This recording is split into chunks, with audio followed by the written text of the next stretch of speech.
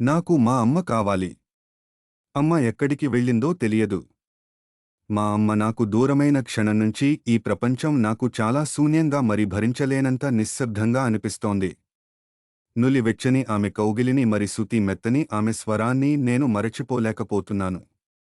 నన్ను ఒంటరిగా వదిలిపెట్టి మా అమ్మ ఎక్కడికి వెళ్ళిపోయిందో నాకు అర్థం కావడం లేదు.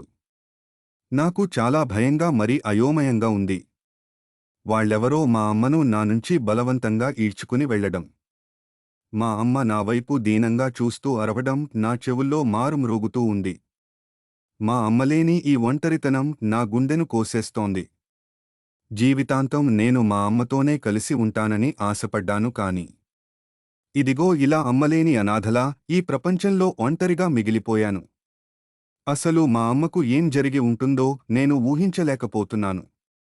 బహుశః ఏదో గొప్ప ఉపద్రవమే సంభవించి ఉండవచ్చు. లేకుంటే అమ్మ నాకు దూరంగా ఎందుకు ఉంటుంది? అమాయకంగా మరి ప్రేమతో నిండి ఉండే మాలాంటి పిల్లల నుంచి వాళ్ళెవరో ఇలా మా అమ్మలను ఎందుకు దూరం చేస్తున్నారు? వాళ్లకు మేం ఏం అపకారం చేశాం? వాళ్ళు మమ్మల్ని ఎందుకు ప్రాణం లేని వస్తువులుగా వాడుకుంటున్నారు?